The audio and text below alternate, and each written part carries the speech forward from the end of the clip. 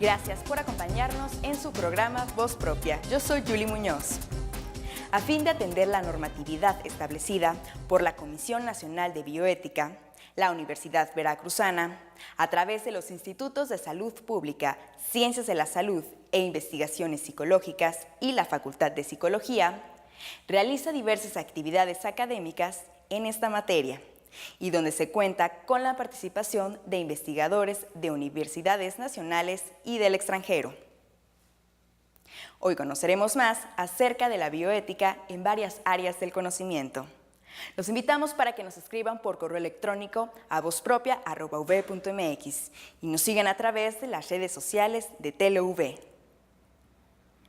Germán Novoa Jekyll, del Programa Universitario de Bioética de la UNAM, quien participó en las jornadas de capacitación en temas bioéticos, nos habla sobre la donación de órganos. La bioética surge cuando entran los dilemas, cuando entran las preguntas sobre si debiéramos, sobre el bien y sobre el mal. Y el hecho de la donación, pues es el bien que le procuramos a algunos y el mal que no le queremos procurar a otros, es decir, a los deudos de esa persona que falleció. En ese sentido entra la bioética para decidir si debiéramos tomar estos órganos o no debiéramos hacerlo. Y desde luego la intención sería lograr esa donación, porque para muchos, a todas luces, pues estos órganos ya no les sirven. Pero hay cuestiones culturales y hay cuestiones atávicas y hay cuestiones históricas que hacen que las personas pues no siempre estén de acuerdo con todo ello. ¿Cómo lograr esto? Pues por convencimiento, por educación, por empatía, por diálogo, pero nunca por la fuerza. El estado actual en México del asunto es complejo. En las universidades estamos avanzando, es decir, estamos viendo que nuestra laicidad se está traduciendo a una eticidad y a una bioeticidad. Hay mucho por hacer todavía, desde luego. Algunos se resisten todavía a la palabra de ética y bioética porque sienten que es algo muy académico, o muy tullido, o muy complejo, o muy aburrido. Pero está en los eticistas y en los bioeticistas el llevar este atractivo de la ética y de la bioética para que la gente realmente lo compre y quiera aprenderlo. Lo que ofrece la ética y la bioética, puedo decir resumidamente, es una forma de vida, una forma de existir, una forma de realizarse y una forma de crecer. Entonces, los beneficios son enormes, son insospechados para quien quiera que se quiera meter al tema y quiera contribuir con esta causa. Retos en la bioética en general son muchos. Es el hecho de entender que somos una sociedad laica, además de plural, además de heterogénea, lo cual complica mucho las cosas. Esta sociedad requiere entender que el mundo está siendo liberado de muchas ataduras y de muchos recuerdos, digamos, que ya son obsoletos y cuestiones que están cambiando gracias a la comunicación, gracias a la información.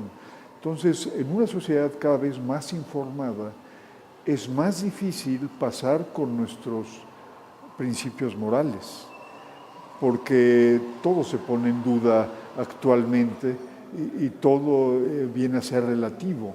En ese sentido, el gran reto de la bioética es determinar primero cómo pasar el mensaje de la bioética y luego cómo hacer que esto permee los demás y se cumpla y se trabaje en ello. La bioética viene a ser ahora un tipo de sustituyente, si lo queremos ver así, de la cuestión de la creencia, porque la creencia ha caído en desuso también y los grupos no creyentes cada vez son mayores. Entonces necesitamos un código, necesitamos una forma de conducirnos, porque no podemos ser anárquicos, y eso es algo que algunas personas de la gente joven de hoy en día no entienden. No podemos ser anárquicos porque vivimos en sociedad, porque nos debemos a los demás también y porque tenemos que ser éticos, tenemos que ser cuidadosos del bien ajeno. Es decir, tenemos que cuidar dónde empiezan los derechos del otro y dónde terminan los míos. Y aprender esto cuando ya no se cuenta con una fuerte moral religiosa o de creencia, pues es difícil y se le está dando ahora esa oportunidad, digamos, a la ética y a la bioética para que en alguna forma regulen y trabajen en esa moral que a su vez viene a ser un parteaguas ahora en existencial, porque lo que rige al mundo a futuro pues son los derechos humanos y las declaraciones de las organizaciones mundiales y encima de todo esto la ética y la bioética. Tradicionalmente el área de ciencias de la salud ha estado siempre muy compenetrada con cuestiones de ética y bioética, lo cual se entiende por sí mismo por la gravedad del asunto de que haya vidas que dependan de otros o otros que incidan sobre vidas completas y existencias inclusive. Eso hace que las personas pues adopten algo que llamaba Schweitzer reverencia ante la vida. Es decir, tenemos que tener esa reverencia y eso es lo que yo les diría a los estudiantes de ciencias de la salud, sobre todo. Hay que seguir teniendo reverencia por la vida, porque ese es un mínimo de comportamiento ético y a la vez lo es todo, reverencia ante la vida. Al final el camino puede ser transitado de muchas maneras, es decir, nuestro camino existencial tiene muchas formas de llevarse a cabo y estas formas pueden ser desde las creencias, desde las prácticas meditativas, pasando por los sistemas de psicoanálisis, es decir, hay muchas formas de crecer y de realizarse en esta vida, pero todas ellas son caminos que han sido ya transitados y que prometen que las personas llegarán a una verdad, a un final del camino. Entonces, nunca dejen de luchar, nunca, nunca, nunca dejen de esforzarse, nunca dejen de tener esperanza. Vamos a un diálogo entre pares con Sergio Liteuka de la Universidad de Miami y Enrique Juárez Aguilar, académico del Instituto de Ciencias de la Salud.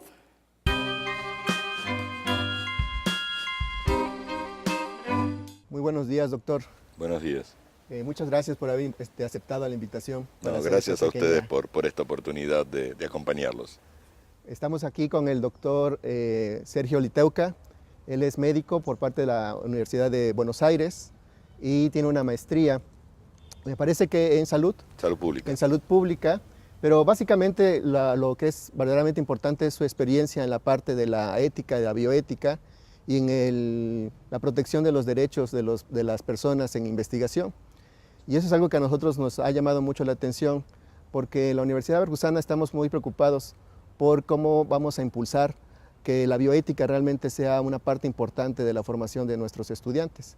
Así que por eso le agradezco muchísimo que esté con nosotros en esta oportunidad. Y de entrada, pues yo creo que lo más importante es definir, porque me parece que el concepto de ética o la palabra ética en la sociedad pues está bastante conocida, pero no sé si realmente entendida como tal, ¿no? Hablamos de ética en diferentes aspectos, en la política, en la ciencia, en las artes, pero realmente no tenemos claro qué es la ética y si exactamente abarca todos los aspectos de la actividad humana. Bueno, una definición clásica, porque hay una confusión muchas veces entre lo que es la ética y lo que es la moral. Sin entrar en disquisiciones más profundas, digamos que la moral es lo que uno hace de acuerdo al contexto cultural, al contexto social. Y la ética lo que se pregunta es por qué uno hace lo que hace. Ahora bien, yo tengo que aclarar, yo vengo, como usted bien me presentó, de la cirugía, no de la filosofía. Entonces trato de ser cuidadoso cuando me meto con los filósofos, porque tampoco quiero incomodar a quienes trabajan. Y de hecho la ética es una parte importantísima de la filosofía. Ahora bien, en lo que tiene que ver con bioética, que es lo que nosotros trabajamos, justamente la bioética es la intersección entre lo que son los aspectos biológicos, los aspectos de la vida, y los aspectos éticos que tienen que ver con esto. Y tiene una historia muy antigua la bioética.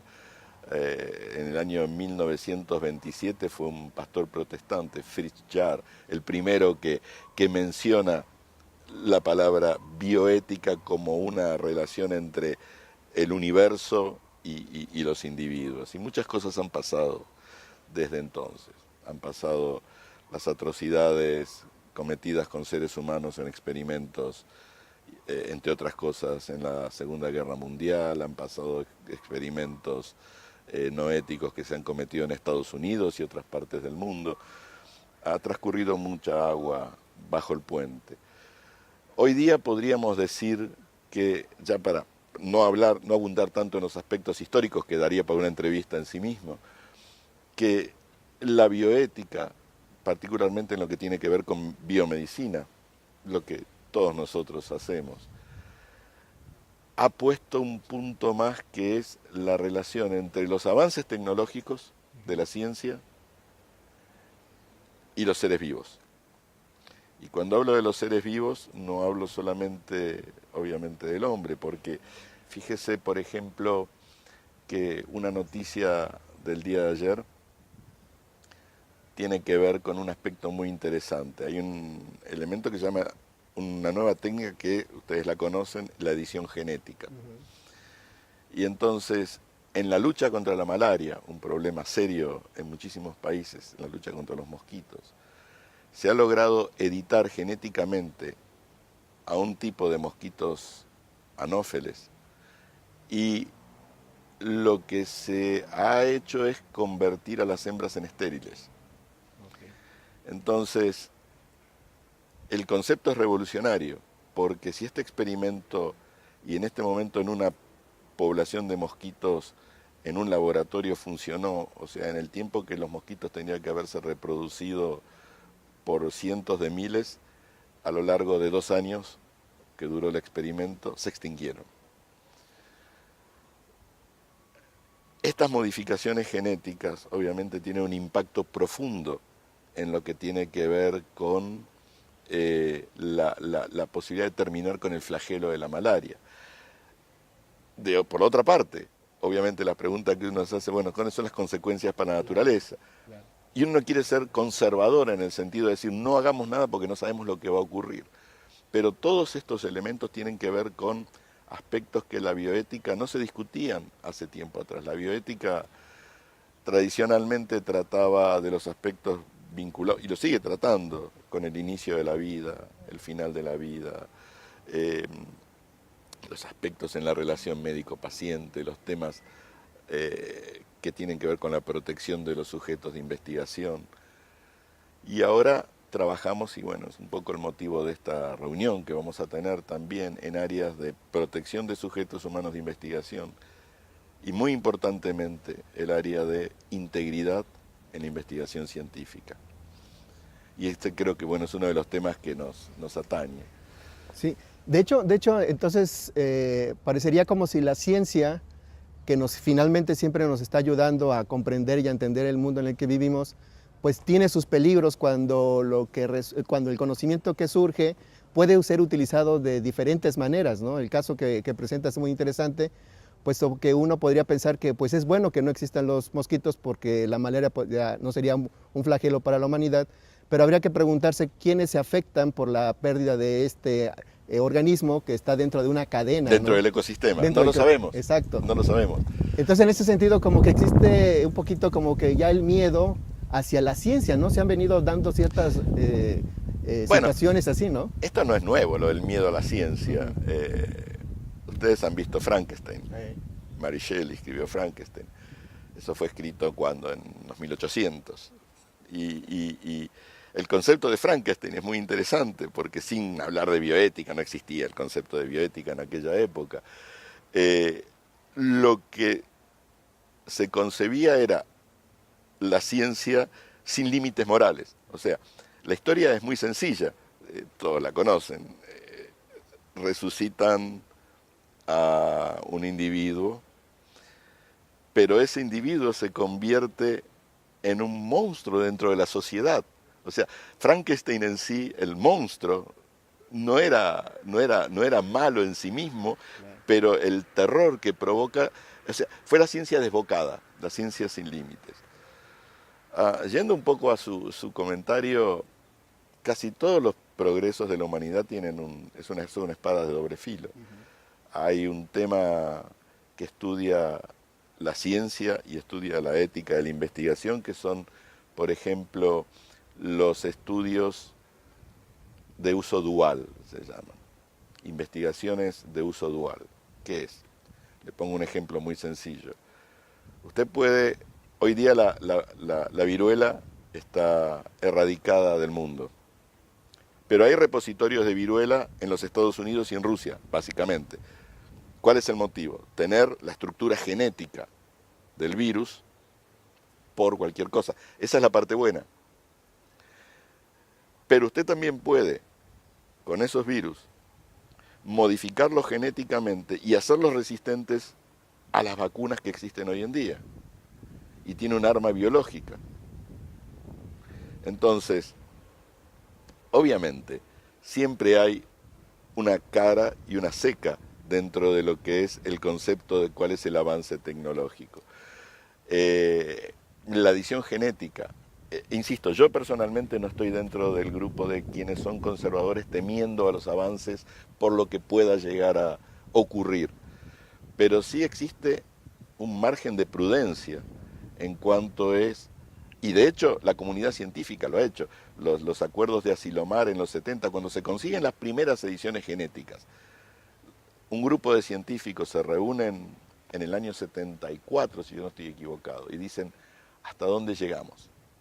Porque una vez que se desata la caja de Pandora, hay que ver cuáles son las consecuencias que eso tiene, consecuencias impensadas.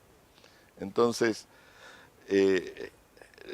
insisto, volviendo al tema inicial de esta charla, el concepto en cuanto a lo que tiene que ver la bioética y la investigación científica, tiene que ver con hallar aquellas vertientes morales y aquellos aspectos vinculados a la precaución. Exacto. Fundamentalmente. ¿Hasta dónde llegamos? Y obviamente hay mucho de incertidumbre, porque si no hubiera incertidumbre no hay investigación, pero por lo menos tratar de disminuir esa incertidumbre hasta un punto en donde uno piense que las consecuencias son proporcionales a los beneficios buscados. Y en ese sentido es cuando la ciencia se ve más claro estos conflictos bioéticos, cuando ya interviene el hombre, es decir, cuando el hombre es el sujeto de investigación.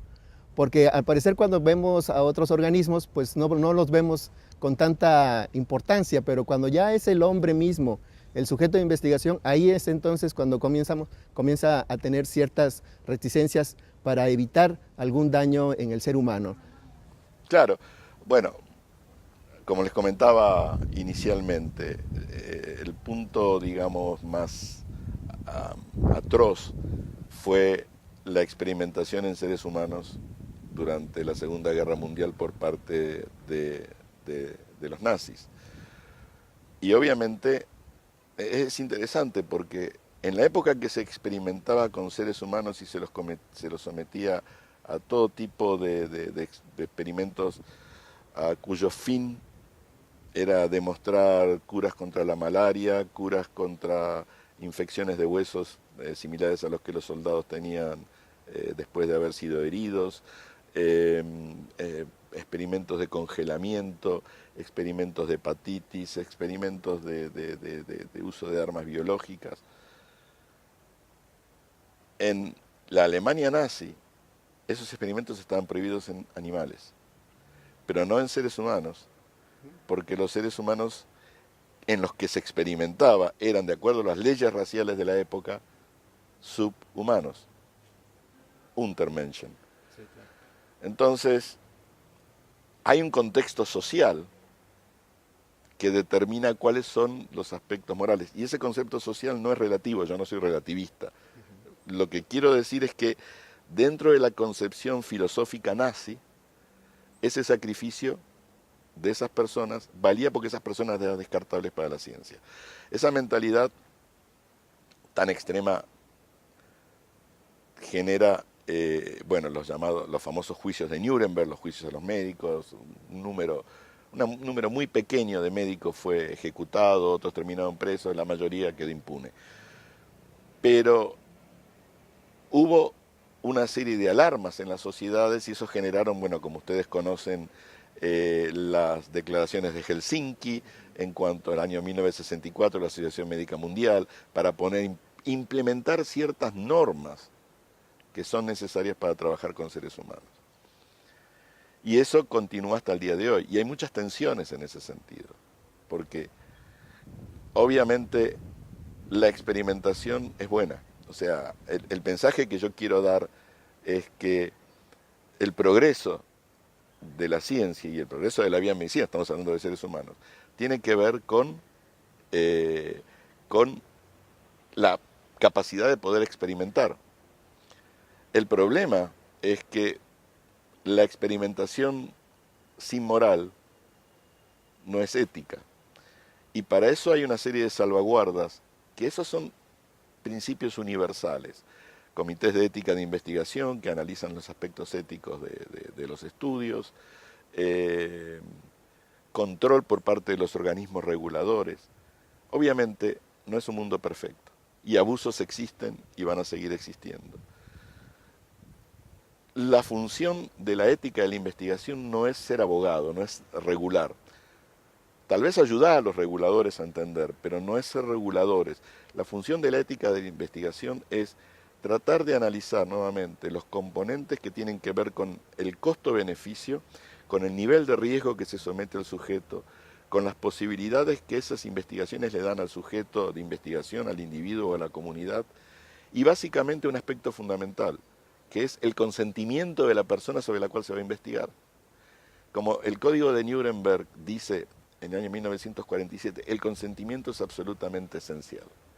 Y a partir de ahí todas las estructuras se han ido generando en modificar una serie de factores, pero centrados en el consentimiento del individuo que va a ser objeto de investigación. Hay un largo camino por recorrer, hay mucho todavía por decir, va a haber abusos porque el género humano, o sea, existen abusos en otras áreas, ¿por qué no van a existir en el área de la investigación? Pero es una tarea mancomunada en la cual esta tarea que están realizando ustedes, la tarea que realizan otras universidades, llevan a saber que existe consenso en cuanto a asegurar que todos estos elementos son observados, son aprendidos por investigadores, por estudiantes, que van a ser los futuros investigadores. Y en eso yo creo que tenemos una gran ventaja. Hoy día las universidades están empezando a enseñar ética. Vuelvo al principio de su pregunta, pero no ética como un concepto abstracto, como un concepto meramente que está en las nubes, como algo a lo cual todos aspiramos, como un concepto aspiracional, sino como una ética práctica, una ética aplicada a determinados principios. Y yo creo que en el área de investigación y el área de la ciencia es donde esos principios se ven con más claridad. Y aquí el papel de los órganos que van a vigilar que estos principios de la autonomía, el principio de beneficencia, el principio de justicia se cumplan, pues juega un papel muy importante, ¿no? Continuamos en Voz Propia. El codirector de la Unidad de Bioética de la Universidad Autónoma de Querétaro, Robert Tichol, al participar en las jornadas de capacitación en temas bioéticos, nos habla sobre los problemas de las ciencias sociales. El sistema de bioética a veces la gente piensa, y los comités de ética de investigación piensan que tiene que ver nada más con investigaciones médicas, con ensayos clínicos de nuevas medicinas, etc. Pero es necesario que los científicos sociales, sociólogos, psicólogos, antropólogos, etc., prestar atención a estar justo con la comunidad, con toda la gente. Hubo un estudio, por ejemplo, en Arizona, en Estados Unidos, donde han coleccionado información y muestras de sangre y usado por un ensayo clínico médico totalmente por diabetes, pero los investigadores sociales han usado fue muestras de sangre de un tribu en Estados Unidos que habitan en el Grand Canyon. Y otros investigadores han usado estos ensayos, estas muestras de sangre para descubrir esquizofrenia, endogamia es correcto decir, pero mi acento gringo, mi palabras gringas, y la origen de la gente. La gente cree que fue su obligación cuidar el Gran Cañón, pero este estudio, investigación social por genética, ha dicho que no, son de origen de Asia y esquizofrenia y endogamia fueron usados para estigmatizar a la gente. No es justo. Así que los científicos sociales no deben pasar por alto del tratamiento justo con sus sujetos. Lo que se me ocurrió es una investigación sobre animales. Saben la gente que los animales son de producción para comida en granjas, fábricas granjeros. Los animales a veces son maltratados. Hemos visto todos los camionetas llenos de cerdos o pollos en la calle. Pero un investigador, para probar que han maltratado los animales, tiene que ir a una granja, quizás participante como un empleado, puede tomar el papel de empleado y para grabar, para discutir, para todo. El tratamiento de animales es de interés público, pero no se puede pedir consentimiento informado del dueño de la industria porque el dueño o la dueña no va a dar permiso. Así que hay investigaciones sociales en que es imposible pedir consentimiento informado, porque quizás hay actividades ilegales o quizás hay maltratamiento de otras personas. Así que es necesario que los investigadores sociales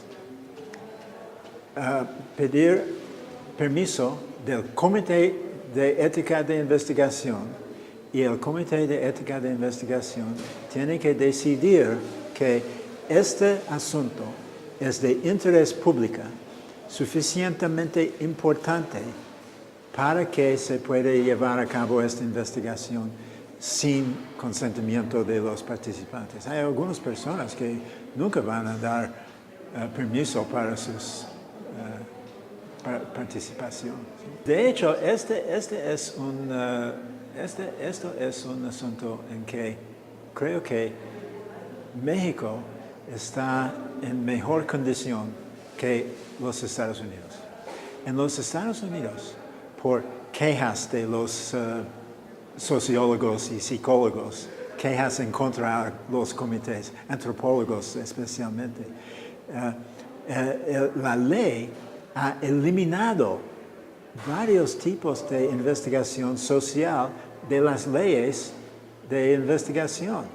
En México y en otros países de Latinoamérica, sí, la ley dice que es necesario permiso de un comité para investigaciones biomédicas y de comportamiento.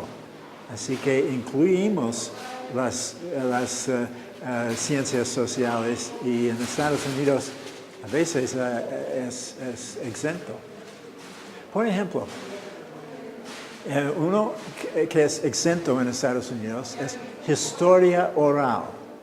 Si una persona fue involucrada en un evento histórico y una historiadora va a entrevistar a esta persona sobre su experiencia.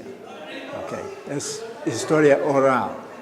Pero, ¿qué va a pasar, por ejemplo, si un investigador está haciendo una investigación sobre o para escribir una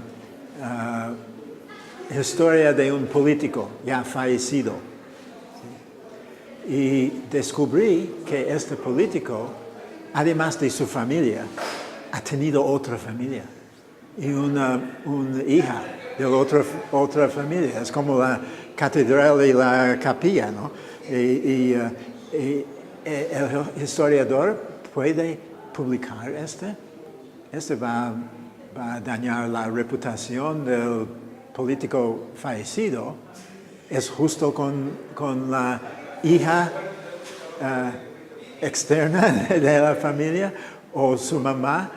Estas son cosas importantes y necesitamos guías para la práctica de este tipo de cosas. En las ciencias sociales, el reto grande es que los comités de ética de investigación entiendan los procedimientos de los investigadores sociales, porque a veces no entienden. Por ejemplo, he llevado a cabo una investigación sobre pacientes en clínicas y este fue un sondeo. No vamos a pedir nombres ni nada personal ni algo de su condición de salud. Todo anónimo. Pero un comité estaba diciendo que necesitas consentimiento informado por escrito de los sujetos. ¿Cómo va a ser un sondeo anónimo si tenemos que coleccionar consentimiento por escrito? Es imposible. Así que los comités de bioética tienen que entender, tienen que platicar con sociólogos y psicólogos sobre sus métodos de hacer. Un comité en León, México, me pidió cuál es su hipótesis. Pues muchas investigaciones sociales no tienen hipótesis. Vamos a coleccionar un base de datos y después de tener esta base de datos, formamos hipótesis para comprobar con esta información. Así que los comités no entienden los métodos de nosotros. Los dejo con la segunda parte del diálogo entre pares con Sergio Liteuka de la Universidad de Miami y Enrique Juárez Aguilar, académico del Instituto de Ciencias de la Salud.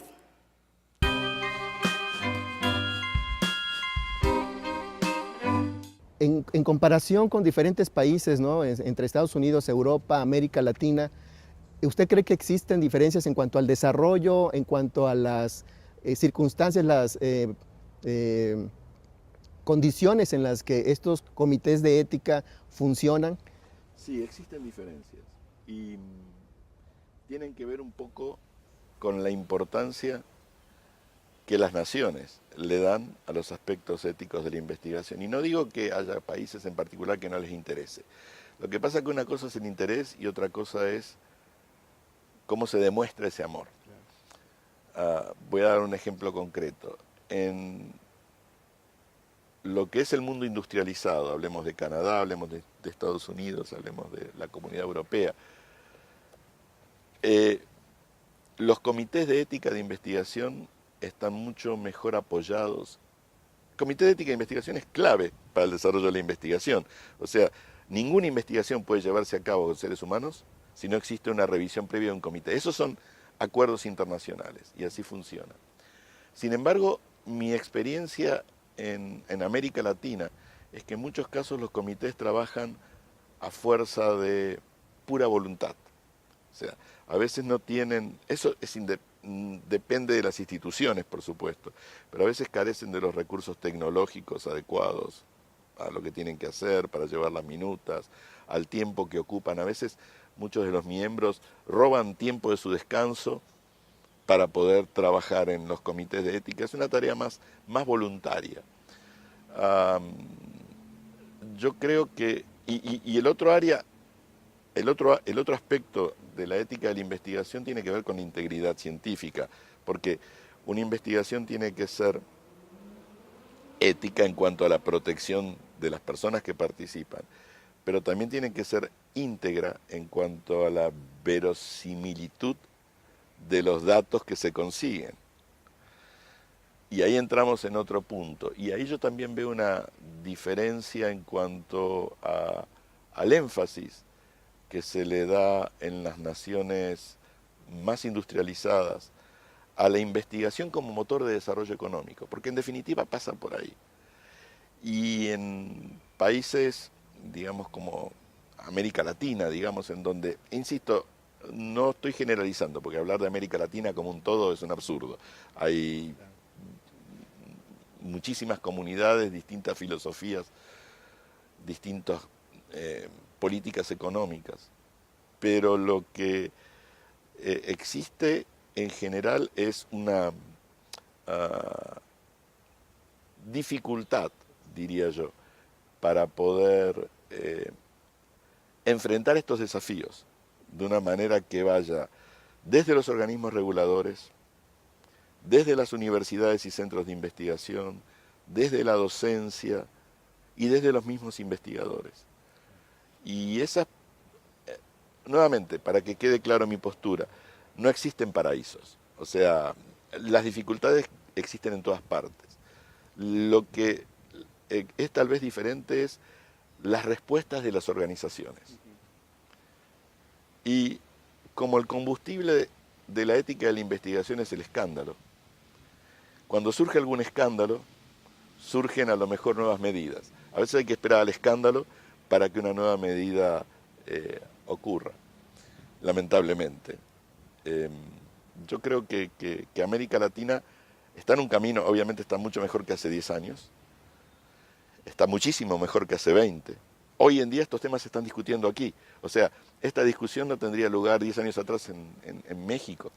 Bueno, miento, estoy equivocado. México, y yo lo voy a comentar mañana en mi presentación, en realidad hay un libro que a mí me gusta mucho, que han publicado en el año 2004, que tiene que ver sobre la investigación y la ética de la investigación en México. México yo podría decir que fue un pionero en ese sentido.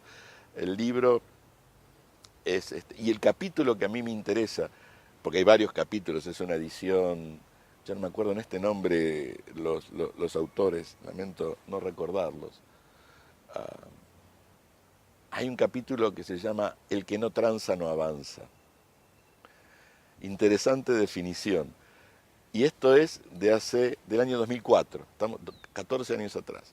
O sea, pero esta discusión ahora se amplió y eso es muy positivo. Como siempre, como bien dice, muchas veces la importancia de que los gobiernos tengan ese verdadero interés en impulsar las cosas. Sin embargo, las universidades tienen un papel muy importante, ¿no? Porque no pueden estar esperando a que se lleven a cabo todas estas acciones, tienen que comenzar a hacerlo. Entonces me parece que la educación en bioética es una parte muy importante. Pero me parece que hay como esfuerzos internacionales, ¿no? Ya la Organización Nacional de las Naciones Unidas, la Organización de las Naciones Unidas, pues hace una declaración muy específica, ¿no? Declaración de bioética y derechos humanos. Y a partir de ahí podemos pensar que ya hay como un impulso a nivel internacional Sí. para que exista realmente un conocimiento sobre la bioética. Sí, es inevitable. La declaración de UNESCO sobre bioética y derechos humanos es un punto fundamental. Algunos pueden discutir por qué bioética y derechos humanos. Hay una serie de discusiones acerca de cuáles son los límites, y América Latina, como tiene también muchas divisiones políticas, tiene muchas divisiones políticas en el área de la bioética. Eso es algo que no va al caso de esta charla, pero que es importante conocer. Sin embargo, el punto fundamental es la responsabilidad de las instituciones, de las universidades. Y la responsabilidad más grande es educar en bioética y en ética de investigación, en todas las universidades que tienen ciencias de la investigación y ciencias biológicas y la integridad de la investigación. Y hacer entender que a los estudiantes que la ética de la investigación no es un obstáculo para investigar, porque aquellos que tienen experiencia en comités de ética de investigación saben que muchas veces existen esos enfrentamientos con los investigadores, en donde los investigadores sienten, obviamente el investigador siente que quiere avanzar en su proyecto y el comité lo estorba haciéndole preguntas, y entonces se genera una tensión en donde todo pasa por superar la norma y poder atravesar eso. Yo creo que el criterio más importante que tienen que tener las universidades y los educadores es enseñar ética de la investigación no como una traba burocrática, o sea, no como un checklist, porque si no distorsionamos el criterio, o sea, es simplemente aprender las formas para después saber cómo burlar, cómo ocurre, sino aprender acerca de los fundamentos de por qué esto ocurre. Y lo que yo estoy viendo es que en las generaciones jóvenes de investigadores, a diferencia de los de mi generación, cada vez empiezan a ver más a la ética de la investigación como un componente más de la investigación y no como el freno que un grupo de supuestos iluminados le ponen a la investigación. Y es que muchas veces el investigador pues está muy preocupado por contestar la pregunta de investigación y llega a olvidar un poco, yo creo que de una manera significativa, que la persona, el sujeto de investigación, pues es eso, es un ser humano. Y el ser humano pues tiene derechos y tiene sentimientos y tiene muchas cosas, ¿no? Y entonces de repente el investigador como que pierde de vista esto, e incluso muchas veces la idea es que le estamos haciendo un favor o él va a contribuir con el conocimiento de la ciencia y el avance de la ciencia, etcétera, etcétera. Entonces, en ese sentido, es bien importante la formación de los estudiantes para que vean a las personas como eso, como seres humanos que están en una investigación. Pero ahí es importante las iniciativas internacionales de impulso a la educación en investigación. Hay diferencias en esas iniciativas en América Latina con otros países desarrollados. Yo le voy a ser honesto, yo no conozco cuáles son las iniciativas de América Latina en cuanto, o sea, conozco que hay instituciones como FLACEIS, que es la Federación de Comités de Ética de Investigación en América Latina, hay un sinnúmero de nombres. El problema es la falta de recursos. O sea, los Estados Unidos, a lo largo de muchos años, no sé lo que pasará con esta administración ahora, espero que siga. La administración en Estados Unidos menos pensada en el concepto global y más volcada hacia adentro, lo que es muy lamentable para la ciencia, a mi juicio. Estados Unidos tuvo durante años en América Latina y en el resto del mundo la iniciativa de los programas patrocinados por los Institutos Nacionales de Salud y el Centro Fogart Internacional. Y eran grants, subsidios para desarrollar capacidades, y espero que se sigan renovando, en capacidades locales en ética de investigación. Obviamente empiezan las discusiones que si es imperialismo, porque viene de los Estados Unidos, todo ese tipo de cosas que yo decía que tienen que ver con la politización que existe en América Latina. Pero lo que poco a poco empieza a haber en América Latina son este tipo de iniciativas, como digo ahora. El problema es que todo esto requiere recursos, requiere fondos. Y cuando se establecen las prioridades, a todo el mundo le encanta hablar de ética. ¿Quién, desde los políticos, los directivos, ética es una palabra que llena, ética está en todas partes.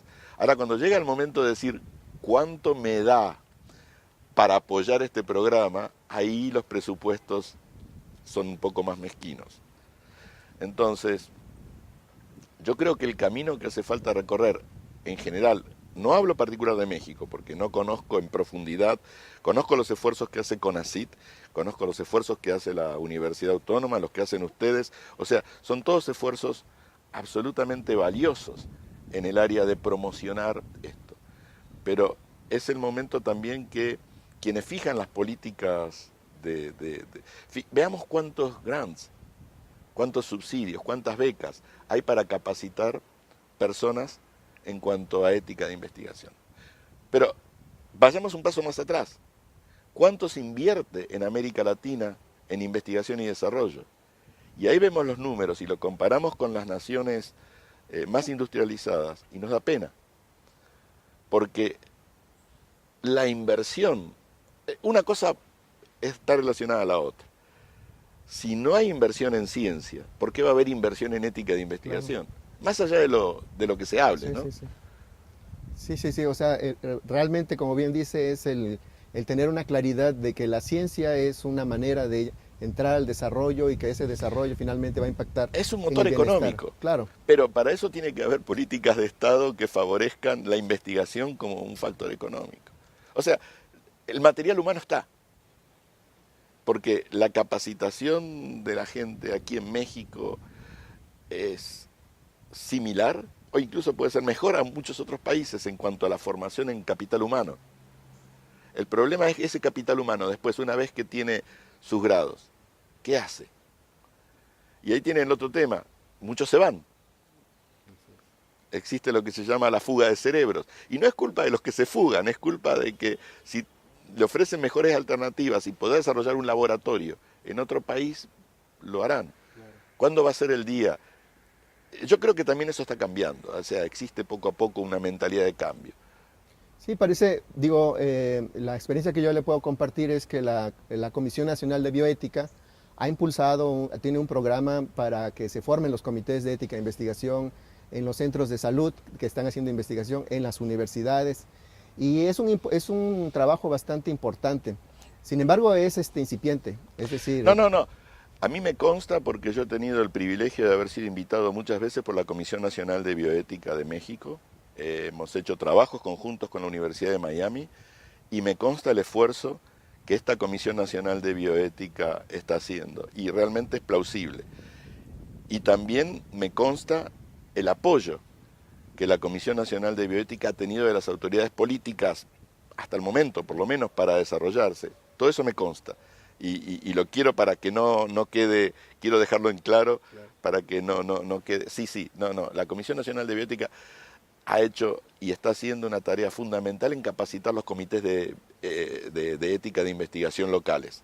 Sí. Y de hecho uno de los esfuerzos que hace precisamente es tener gente como usted, experta en el campo, que pueda venir a nosotros en las universidades y comenzar a dar toda esta información, todos estos puntos de vista, porque realmente la bioética en México vamos caminando, tenemos que seguir caminando más. Nos está pasando el hecho de que estamos haciendo investigación, estamos realmente involucrando seres humanos y no tenemos una claridad de cómo actuar en situaciones en las que los derechos de estas personas pueden estar afectados. Absolutamente. Entonces, doctor, yo le agradezco mucho su tiempo, su esfuerzo por estar aquí con nosotros. Y ojalá que en alguna otra ocasión podamos estar platicando nuevamente. Bueno, para mí es un gusto estar aquí en Jalapa, es mi primera oportunidad, pero no la primera oportunidad que estoy en México. Tengo el privilegio de haber sido invitado y haber venido a trabajar muchas veces aquí a México y por supuesto que espero seguir acompañándolos. Muchas gracias. Muchas gracias, doctor. Hemos llegado al final de Voz Propia, no sin antes agradecerles que nos hayan acompañado. Les hacemos la invitación para que nos escriban por correo electrónico a vozpropia@uv.mx y nos sigan a través de las redes sociales de TeleV. Soy Julie Muñoz y nos vemos en nuestra siguiente emisión.